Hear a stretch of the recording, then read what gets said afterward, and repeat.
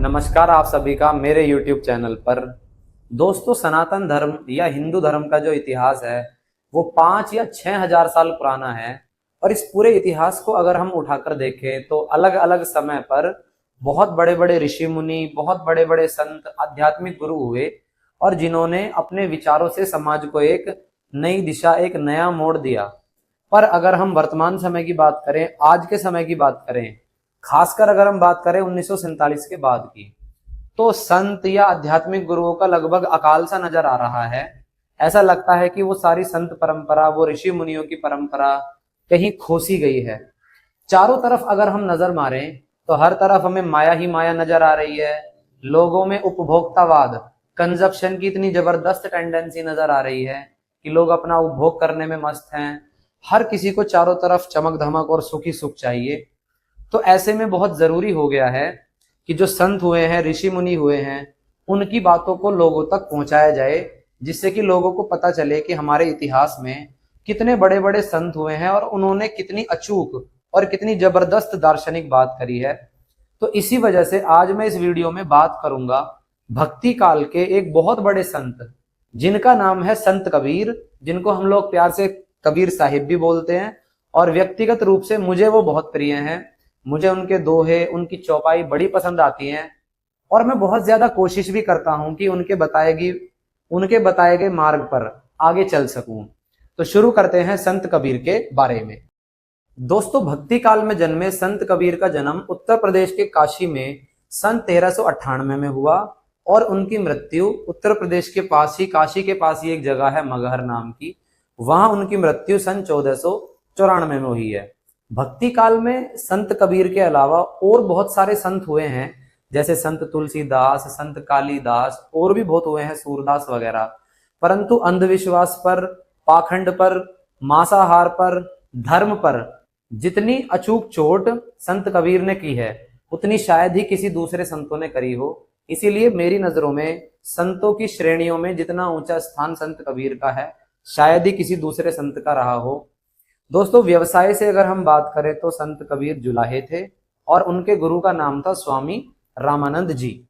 इनके कई शिष्य भी हुए हैं, जैसे धर्मदास, भागोदास, गरीबदास, मलुकदास। व्यक्तिगत रूप से वैसे संत कबीर पढ़े हुए नहीं थे, ना वो लिखना जानते थे। तो संत कबीर के जितने भी दोहे हैं, जितनी भी चौपाइयां हैं, या जितने भी उनके भजन हैं, आज जो हमें प्राप्त होते हैं वो उनके शिष्यों की परंपरा के कारण ही प्राप्त हो रहे हैं।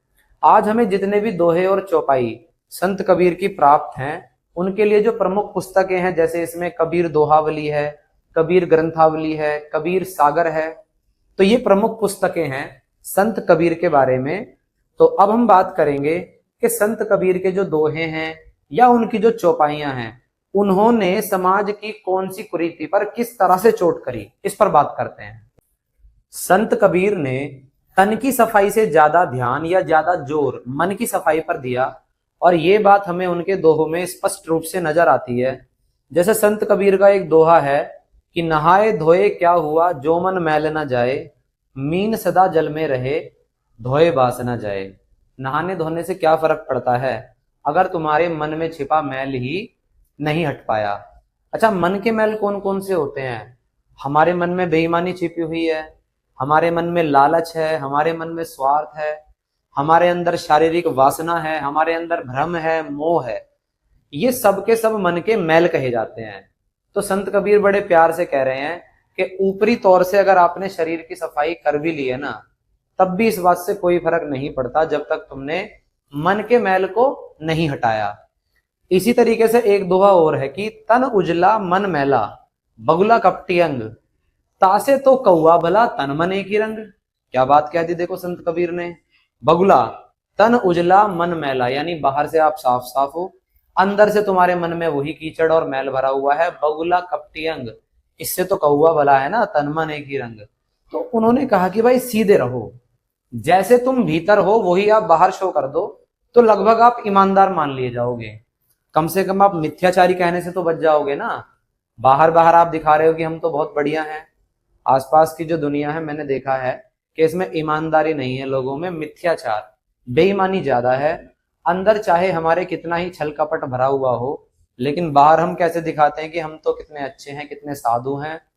तो संतों की बात अगर हम मानेंगे तो हम क्या करेंगे, जैसे हम अंदर हैं सबसे पहले तो हम बाहर भी वैसे ही बनकर दिखाएंगे, और तन की सफाई से ज्यादा ध्यान देंगे मन की सफाई पर।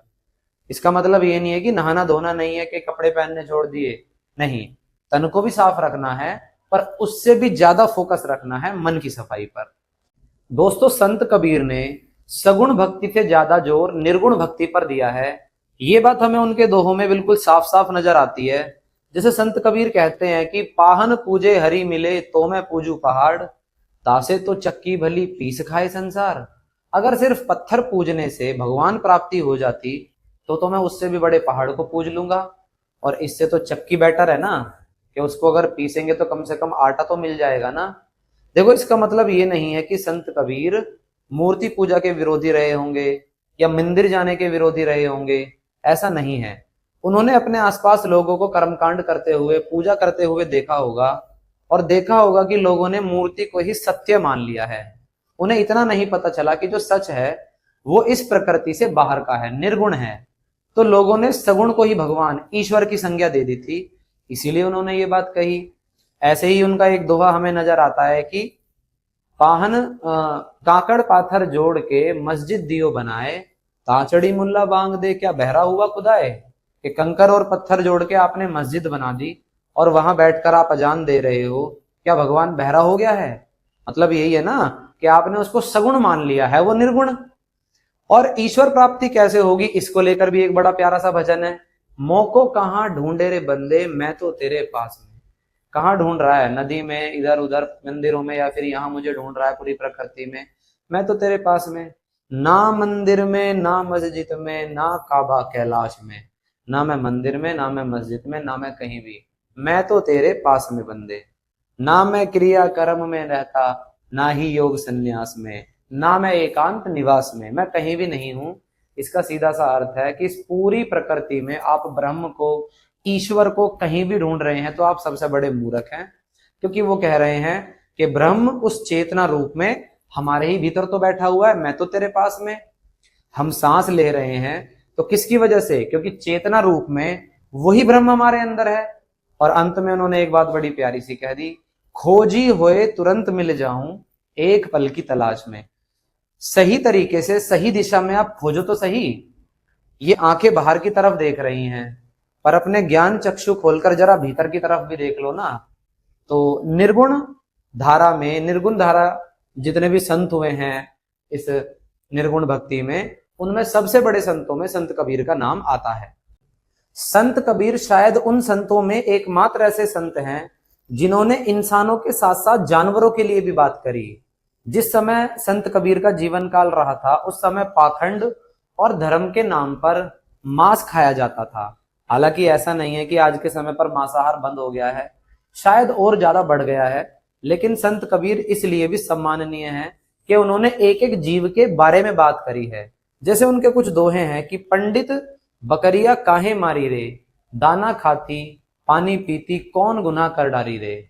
उस समय हो सकता है कि हिंदू धारा में बहुत ज्यादा बलि परंपरा चल रही हो और देवी खुश हो जाएंगी, भगवान खुश हो जाएंगे, इस नाम पर जानवरों को काटा जाता हो और फिर उनको खाया जाता हो।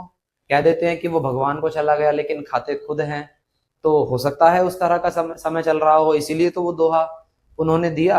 हालांकि आज के समय पर अगर देखा जाए तो सनातन धारा में मांसाहार किया जाता है, पर वो बलि के नाम पर कम किया जाता है, तो बलि परंपरा कम हुई है। ऐसे ही मुस्लिम धारा के लिए उन्होंने कहा कि काजी तुझे करीम का कब आया फरमान, घट फोड़ा घर घर किया साहिब का निशान। काजी तुझे करीम माने अल्लाह का कब आया फरमान, घट फोड़ा माने सर फोड़ा, घर घर किया सबको बांट दिया, फिर साहिब का निशान। साहिब का निशान यानी वो जिसको तूने काटा है वो भी तो उस अल्लाह की ही निशानी है ना। तो अपने स्वाद के लिए हिंदू भी और मुस्लिम भी जानवरों को काटे जा रहे हैं, काटे जा रहे हैं। तो एकमात्र संत कबीर हुए जिन्होंने जानवरों को लेकर तक बात करी। प्रेम का अगर हमें सही अर्थ जानना हो ना तो ये भी हमें संत कबीर से ही पता चलता है। जैसे संत कबीर ने एक दोहा कहा कि प्रेम प्रेम सब कोई कहे, प्रेम न जाने कोय, जा मार्ग साहिब मिले प्रेम कहावे सोए। दुनिया में हर कोई कहता है कि मुझे इससे प्रेम हो गया है, मुझे इससे प्रेम हो गया है, पर हम जानते हैं कि वो प्रेम कुछ नहीं होता। बॉडी में कुछ हॉर्मोन्स उछल रहे हैं, शारीरिक आकर्षण है, देह का आकर्षण है, मन में वासना बैठी हुई है, बस उसी को ही प्रेम का नाम दे देते हैं।